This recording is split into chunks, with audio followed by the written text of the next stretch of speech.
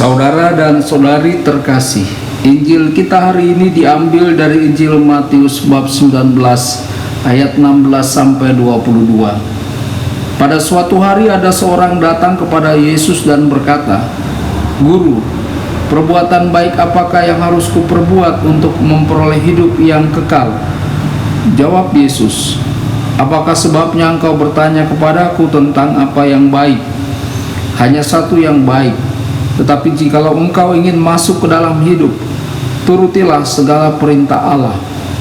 Kata orang itu kepadanya, "Perintah yang mana?" Kata Yesus, "Jangan membunuh, jangan berzina, jangan mencuri, jangan mengucapkan saksi dusta. Hormatilah ayahmu dan ibumu dan kasihilah sesamamu manusia seperti dirimu sendiri." Kata orang muda itu kepadanya, "Semuanya itu telah kuturuti, apalagi yang masih kurang?" Kata Yesus kepadanya, "Jikalau engkau hendak sempurna, pergilah, jualah segala milikmu dan berikanlah itu kepada orang-orang miskin, maka engkau akan beroleh harta di surga. Kemudian datanglah kemari dan ikutlah aku." Ketika orang muda itu mendengar perkataan itu, pergilah ia dengan sedih, sebab banyak hartanya. Demikianlah sabda Tuhan. Terpujilah Kristus.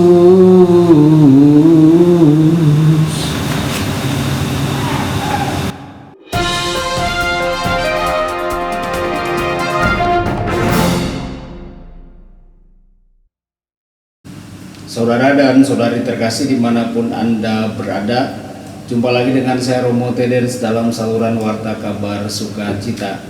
Semoga Anda semua tetap dalam keadaan sehat dan selalu berbahagia. Saudara-saudari, Injil kita pada hari ini diambil dari Injil Matius bab 19 ayat 16 sampai 22. Terkadang kita meminta atau menginginkan sesuatu tanpa benar-benar mempertimbangkan syarat-syarat yang diperlukan untuk mendapatkannya. Kita memahami bahwa sebagian besar tidak dapat diperoleh secara gratis. Namun demikian dalam kehidupan rohani kita dengan mudah melupakan hal itu. Apa yang diminta oleh pemuda kaya itu dalam Injil hari ini adalah yang paling berharga, pencapaian yang terbesar dalam hidup. Tetapi pemuda itu berpikir akan mendapatkannya dengan mudah. Mungkin dia sudah terbiasa bisa membeli apapun yang ia mau dengan uang. Dia mungkin tidak berpikir bahwa Kristus akan memintanya untuk melepaskan diri dari harta miliknya. Kenyataan bahwa kita dapat menginginkan sesuatu tetapi tidak ingin melakukan apa yang dibutuhkan untuk mencapainya seharusnya menimbulkan pertanyaan, apakah kita sungguh-sungguh menginginkannya? Saudara-saudari, Kristus menanggapi pertanyaan pemuda itu dengan serius. Dia tidak ingin menyia-nyiakan waktu pemuda itu dengan membiarkannya berpikir bahwa segala sesuatunya lebih mudah daripada yang sesungguhnya. Sayangnya dalam masyarakat saat ini, orang terbiasa mencari apa yang mudah tanpa bekerja keras. Hal ini bukanlah cara orang Kristen sejati. Untuk masuk surga dan setiap orang harus benar-benar menginginkannya, satu hal yang mutlak diperlukan adalah mentaati perintah-perintah Tuhan. Artinya menjauhi dosa. Kasih Allah bagi kita mendahului perintah-perintahnya. Ketika kita mencintai seseorang, kita tidak memperlakukan orang itu dengan cara yang lama, melainkan dengan cara yang mencerminkan cinta yang kita miliki untuk orang itu. Jadi kita mentaati perintah tidak hanya untuk mengikuti kode moral, tetapi untuk menunjukkan dengan cara tertentu kasih kita kepada Tuhan. Langkah ini sangatlah penting, tetapi itu hanya langkah pertama menuju kerajaan surga. Pemuda kaya itu dalam Injil hari ini tidak mengalami kesulitan dengan menjalankan perintah-perintah Tuhan.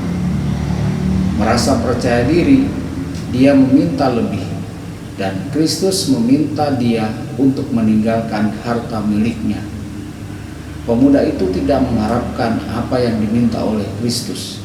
Dia pergi dengan sedih karena dia memiliki banyak harta.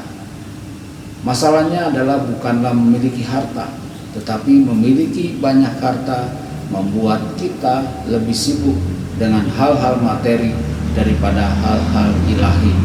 Seperti yang dikatakan Santo Paulus dalam surat kepada jemaat di Kolose 3 ayat 1. Dalam Injil Yesus berkata, "Di mana hartamu berada, di situ juga hatimu berada." Saudara-saudari, semoga kita semua menjaga keseimbangan, memenuhi kebutuhan jasmani dan rohani kita. Tuhan Yesus memberkati dan menyertai Anda semua. Sabda Allah adalah kebenaran. Sabda Allah adalah kehidupan. Mari kita mencintainya, mari kita menghayatinya.